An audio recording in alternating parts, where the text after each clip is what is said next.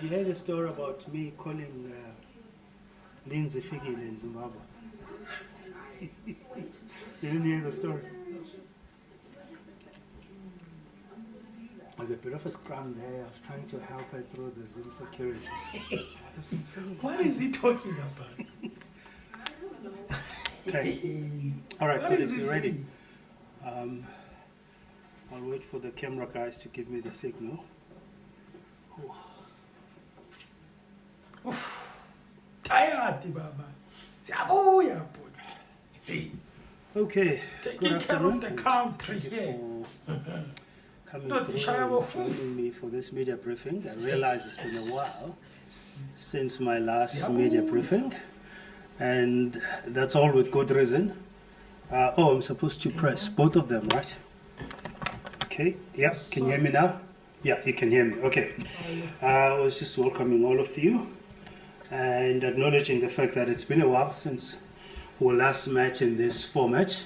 We see each other all the time in the course of covering the president's events and other developments, but it's been a while since we've had this media briefing, all with good reason, considering the president's schedule and his visibility over the past couple of weeks and the travel. So I've not been hiding. It's been all with good reason. So let's start with tomorrow on the program, where the president will respond to questions for oral reply in the National Council of Provinces in Parliament in Cape Town on a number of issues. The questions for oral reply session is one of the mechanisms that Parliament uses to hold the executive to account. The session will cover, amongst other issues, mechanisms to monitor the state of service delivery and the quality of services that are offered by all levels of government, progress in reviving local industries in the manufacturing sector, and an update on South Africa's International Court of Justice case against the State of Israel. On the same day in the evening, the President will deliver the keynote address during the dinner of the Public Protector South Africa 30-year anniversary international conference to be held at the Cape Town International Convention Center. The conference will take place, it actually has started today, so it's taking place from today, the 13th of October, until the 15th of October under the theme 30 Years of Strengthening Constitutional Democracy, a Transformative Journey. One of the primary aims of this international conference is to affirm the strength, resolve, and resilience of South Africa's constitutional democracy. Over the past 30 years, the PPA institution has grown in leaps and bounds and has encountered a litany of challenges. It has, however, through sheer institutional resilience and resolve, recalibrated itself and has managed to maintain its key strategic role in South Africa's democratic ecosystem and continues to play an important role in enforcing democratic values of good governance, the rule of law, and the quality of life.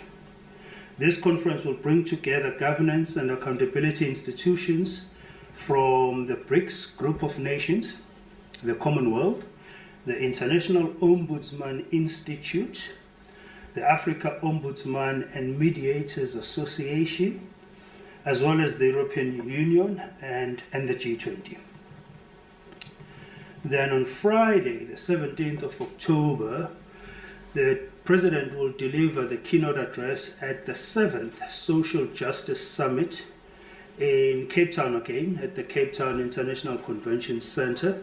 The host of this summit is the Stellenbosch University's Center for Social Justice in collaboration with the United Nations, the Department of International Relations and Cooperation, as well as the Department of Planning, Monitoring and Evaluation, amongst the other partners.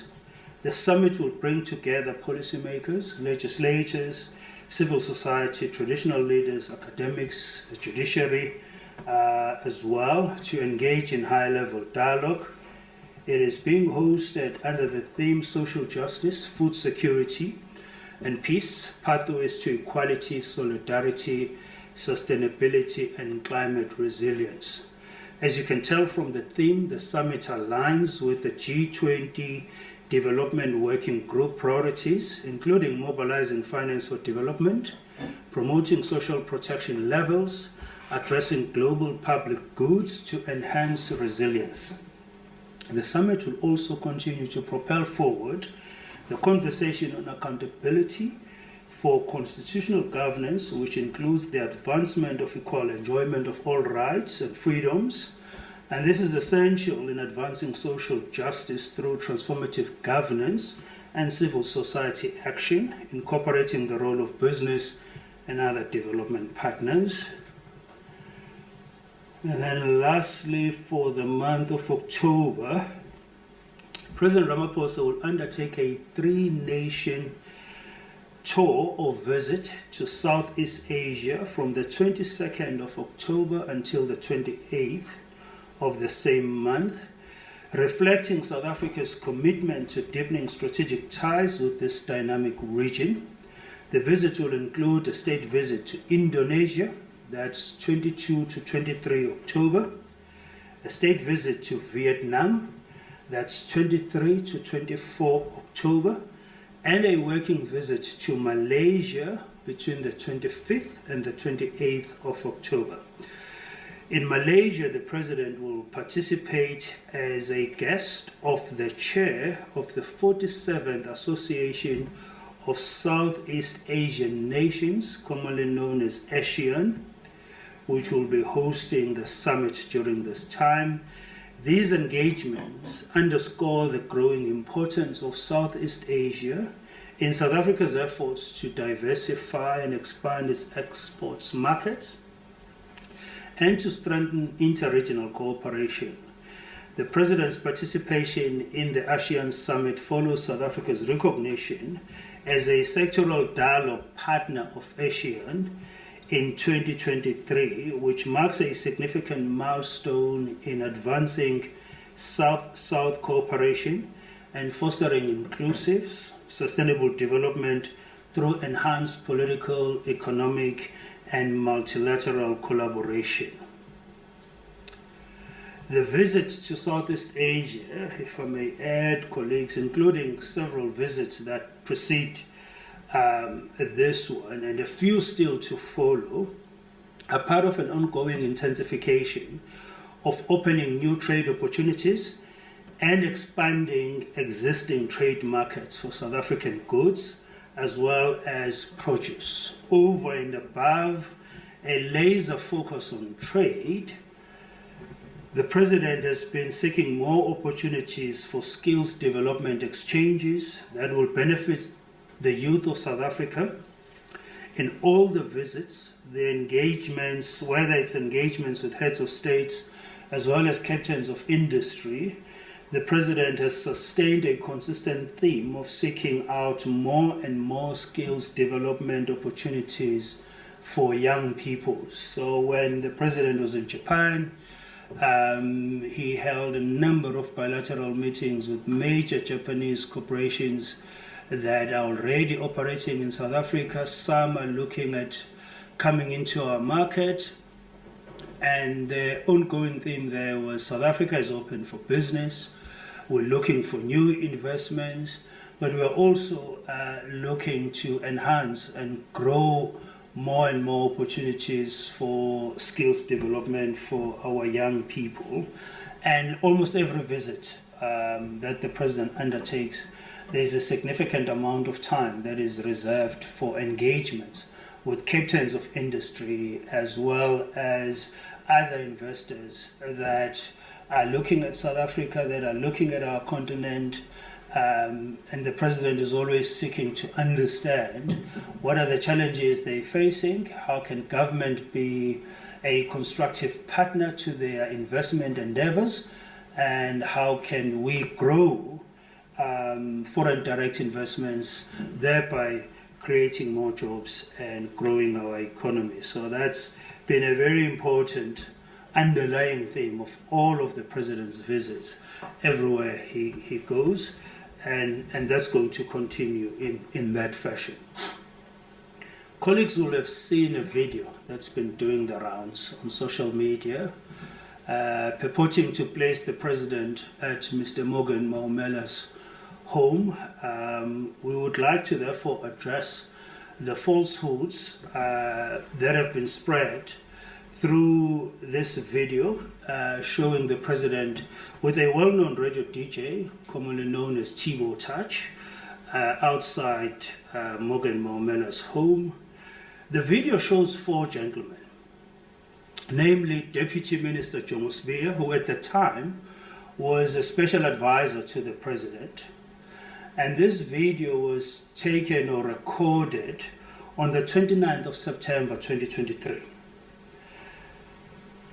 You also see the president in the middle with the DJ, Thibo Touch, as I've mentioned, as well as with Bishop Noel Jones. Now, colleagues will also recall, and it is well known, that the president loves to walk whenever he finds time, and that is how he keeps himself fit. On this day, he had invited Mr. Sibiya on a walk, which is something he does regularly, to invite his staff, including ministers, for walks, as well as his friends. It's usually a very constructive time and easy time to engage the president on a number of issues during the walk. So during this particular walk, they passed a house which we now all know to be Mawumela's house. As they were passing this house, they were stopped by Thibo Touch, who got out of the car. As I've mentioned, he was in the company of his mentor and friend, Bishop Noel Jones. They took pictures and they recorded a video. During the same walk, the president had stopped and spoke to several people along the way, including taking pictures with some of those people. Mr. Jomo Sibiya's Facebook post during that time do show all of this. And so, indeed, you see the president in front of Mawumela's house, but they were not visiting the house or coming out of that house. It just so happened that Thibo Touch stopped his car to greet the president as he was walking past what we now know as Mawumela's house. The president did not even know whose house it was at the time.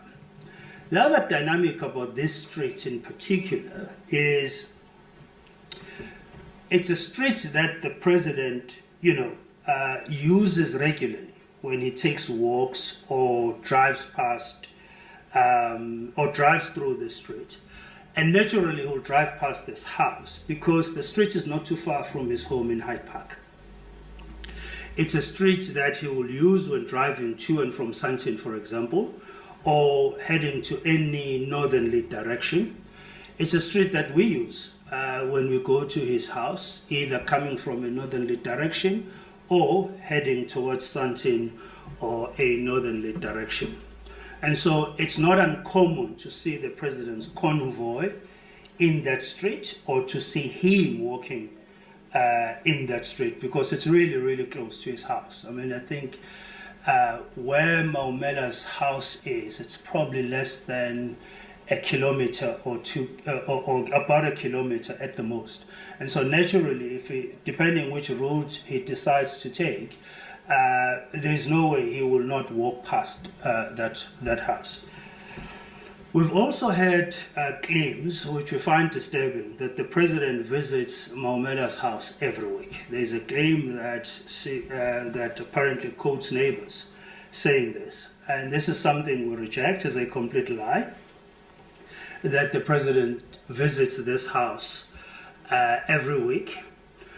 With his extremely busy schedule, there are only 4 categories of people that can claim to see the president every week.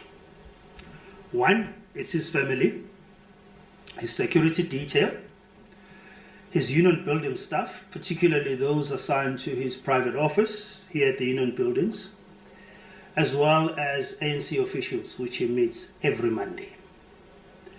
Other than those categories, no one can claim to see the president every week. There are two homes that he visits regularly. But even with those homes, he does not visit them every week. The first, it's his sister's house who resides in Soweto. The second house that he visits regularly is the house of his longtime comrade and Mine Workers Union friend, Mr. James Motlatsi. There's no other household that the president, or rather, there's no other household that can claim to be visited by the president every week. It's practically impossible with his work schedule for him to visit any house every week, other than his own home. And then now and then he will visit his sister, and he will visit Mr. Motlatsi, as I've stated. And so the president maintains that he has no personal relationship with Mawumela. He is not related to him, except he was once married to his aunt many, many, many years ago.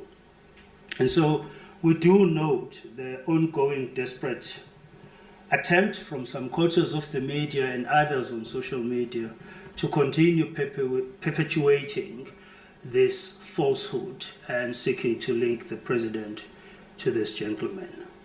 We've gone further to even obtain confirmation from Tibo Touch that the video and pictures formed part of his original post. He was coming from the airport, he says, going to the Saxon Hotel with Bishop Noel Jones. At the time, I'm informed that this house was under construction. So again, the president had no knowledge of whose house it was. And so we do reject sternly that the president may have been visiting Mawumela's house. And that is very far from the truth. It is worth also mentioning. Listen, I don't know, but I will give him the benefit of the doubt and say maybe, just maybe, he was not visiting Mawumela. Now, at the time, I'm not speaking about the other time, the other days, the other whatever. At the time of that video, maybe, just maybe, he was not, okay? Now, I know Tibo Touch, everyone knows Tibo Touch. I know Bishop Jones because I'm a church guy, I do go to church, so I watch this video, so I know him. That is a pastor, is a bishop, and Mr. Tibo Touch loves that guy, you know. And obviously, guys, we all know that Mr. Tibo Touch, every time when he sees any person that is famous, you know, he gets excited, you know, sees the president and Mr. Jones is here, and you know, and whatever, and then boom, boom, you know. And you could even tell with that video that Mr. Jones is standing there. I don't think he was aware that that's the president. I don't know. I may be wrong. And then he starts jumping and saying, oh, you know, like as a person who is a bit surprised that, oh, the president. Then he goes there, hug, whatever.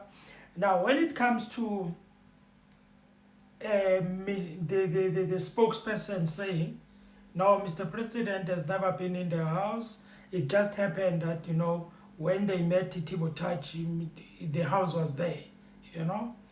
I don't know, ladies and gentlemen. To be honest with you, these days you must remember also, guys, that this is 2000 and something. It's not 2004, where, or even 2005. It was a long time ago. Not long, but it was like, you know, when these things were not there. You know, these things of Mkwanazi, you know, Mawumela being exposed, whatever, they were not there. So chances are maybe, you know, somewhere, somehow, he would have been there. You know, I'm just saying. I'm not saying that he did, but listen, you will never know, guys, with politics, okay? So I will give him the benefit of the doubt, this one, because the only thing we have, it's only the picture from Tibo Touch. And we know Mr. Tibo Touch how he is, okay? With these guys who are famous, and we all know him. So anyway, I will just give him the benefit of the doubt. Hey, but politics were fake. You'll never trust anyone. That's why I told you I don't trust politicians. Just before the president was appointed the deputy president.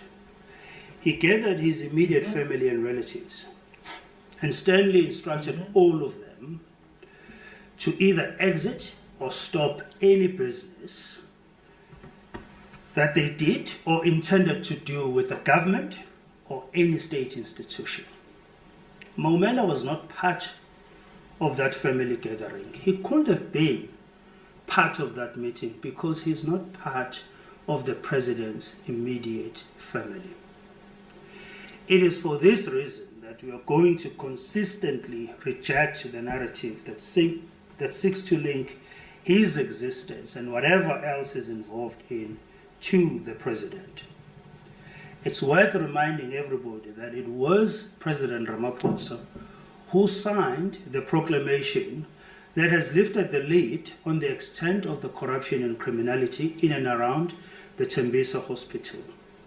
In this regard, the President calls on all law enforcement agencies to accelerate their criminal investigations into the Tembisa Hospital matter in order to expedite the arrest of all those involved without fear or favor and regardless of who they are or purported to be related to. And as all of you know, SIU proclamations can only be signed by the President. It is also worth reminding everybody that it is under the leadership of President Cyril Ramaphosa that a number of initiatives and interventions have been carried out during the course of the 6th and 7th administration to deal with issues of corruption, and both administrations have implemented the most comprehensive set of anti-corruption reforms since 1994, which combine legislative change, institutional renewal, enforcement, and preventative systems on a scale not previously achieved. These measures have laid the foundations for a more transparent and accountable. Can I ask something, guys? Now, I'm sorry. If there are things like this, for example, there is a video, there is a picture, or anything like that, how does the president react? Meaning, does he just say, "Hey, Mr. Spokesperson, please come here, Mr. Vincent Magwenya. Hey, yeah, Mr. Vincent, come here. There's a problem here. I saw there's a picture there. What did they?" And then I see that people they saying, "I go to Mawumela's house. Hey, what? I know him. Maybe whatever."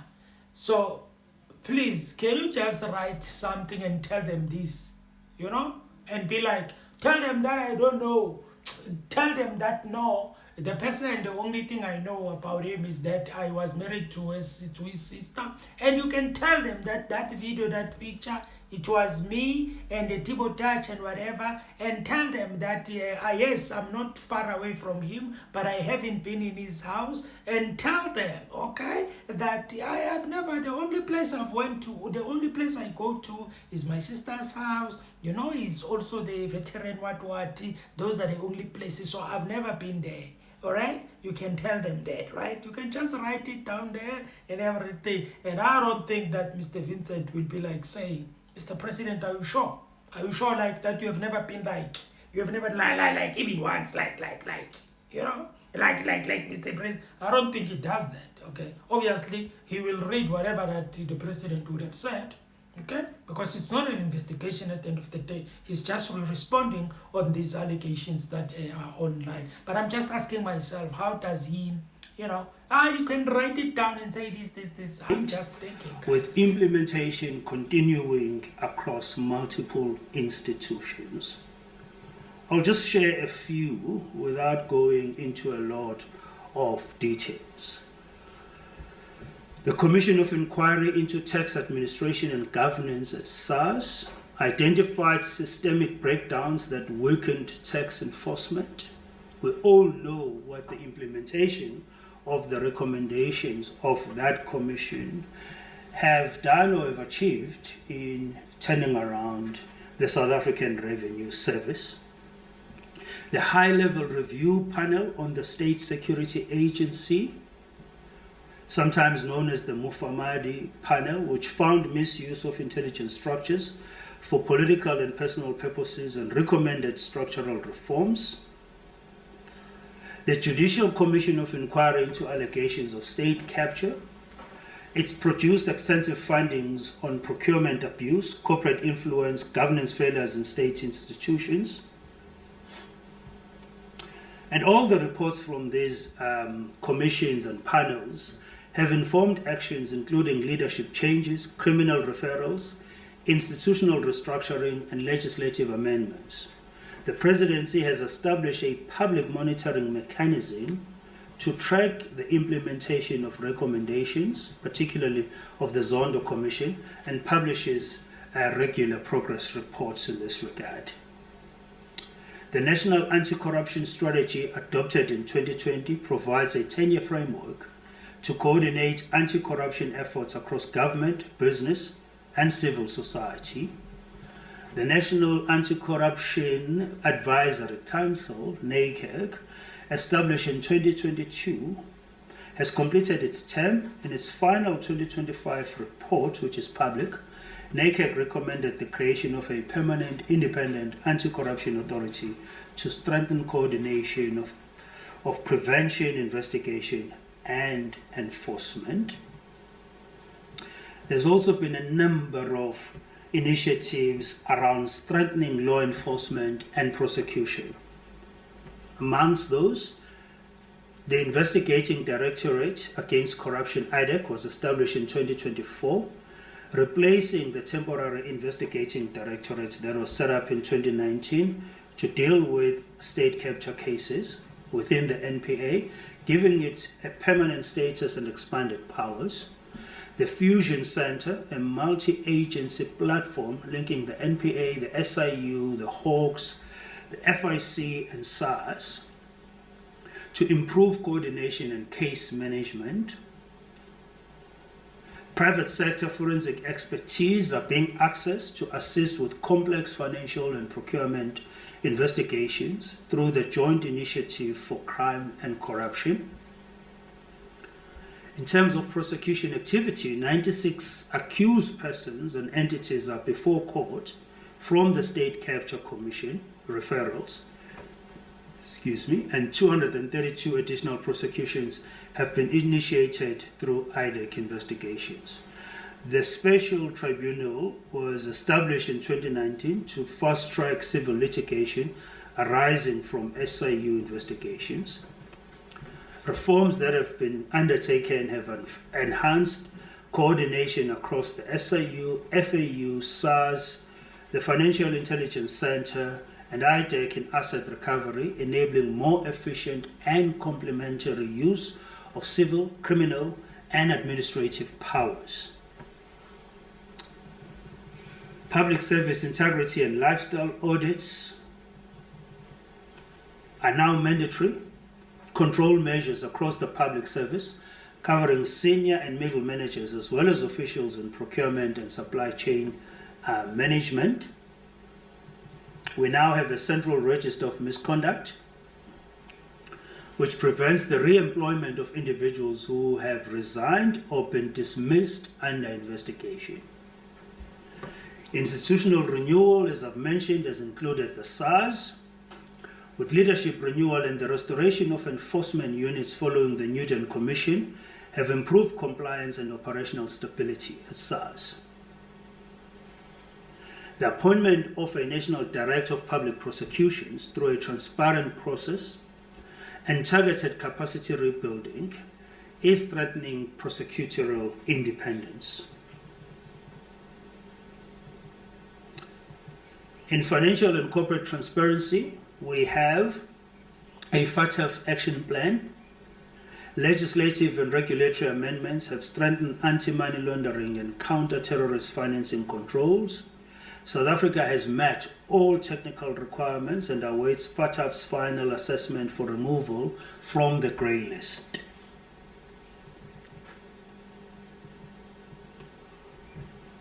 We've also enhanced international cooperation with agreements with international law enforcement partners, including Interpol and the UK Serious Fraud Office, support cross-border tracing and recovery of assets. These are just highlights, colleagues. I can provide this information with the details.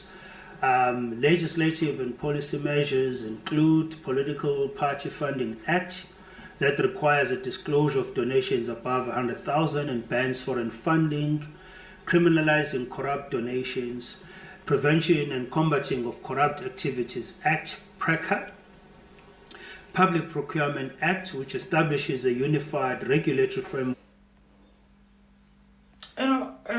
Okay, listen, I think now he's talking about what they are going to do, what they are doing, corruption, what, okay? So, I don't know, guys, what do you think about that, okay? About the story of Mawumela and stuff like that.